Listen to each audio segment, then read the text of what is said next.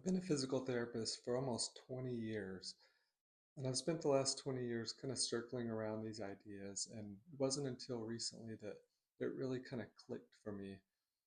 Over this time, I've been trying to give people better exercise programs.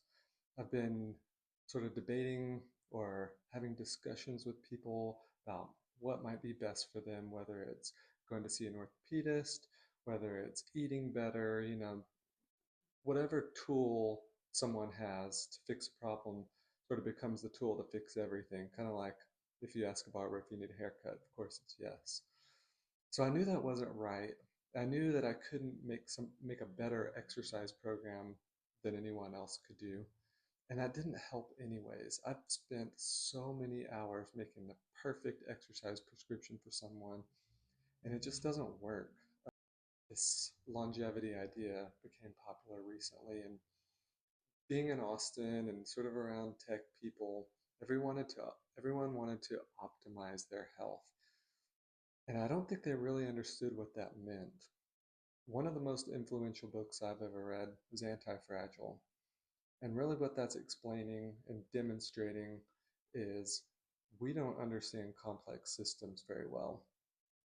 And what that means is we can't do a very good job of predicting.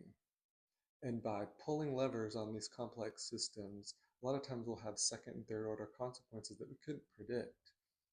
And so by optimizing for one variable, we become blind to an infinite number of other variables.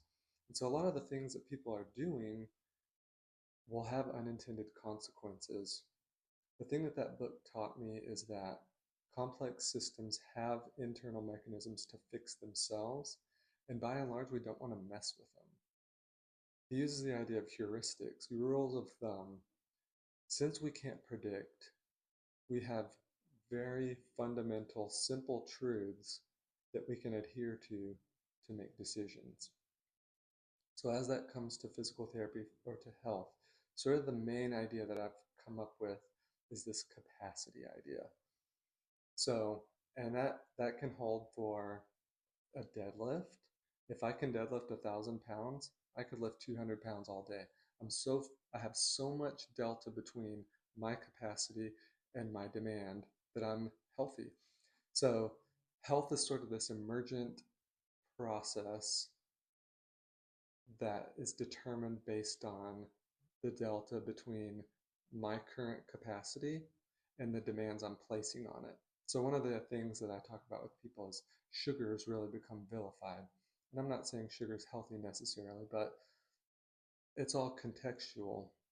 Someone with a very dysfunctional metabolism, no, they probably shouldn't eat sugar. But it actually becomes beneficial, say, if someone's running a marathon. So someone who's developed this incredibly high capacity to metabolize glucose can have a little more glucose. Someone that has this very low capacity to tolerate glucose can't really tolerate glucose. And so it doesn't become this sort of,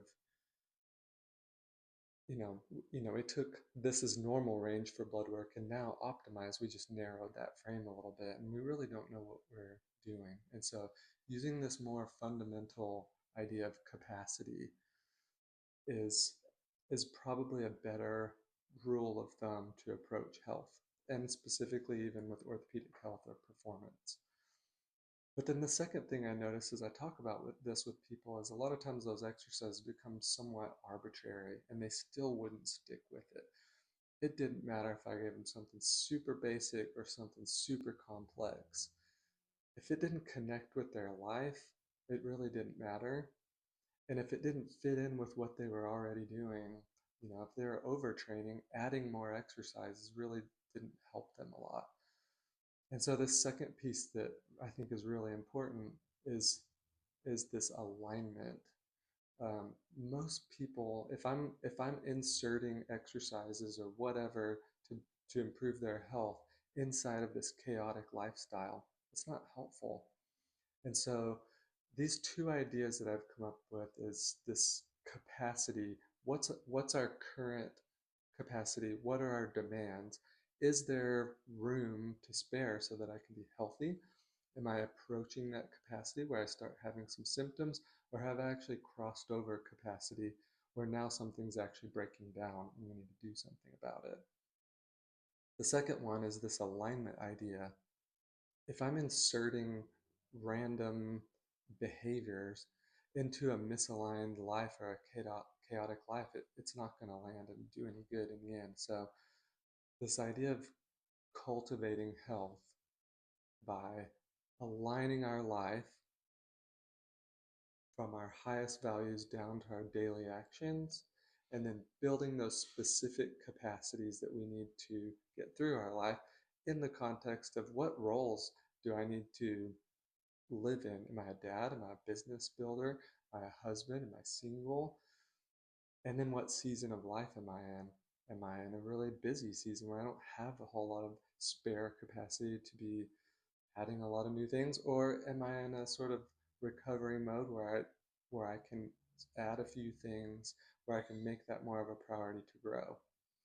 And so I just wanted to contrast this idea of health optimization, which has become so popular, with health cultivation, which acknowledges our lack of control in life and it aligns us with how life really works.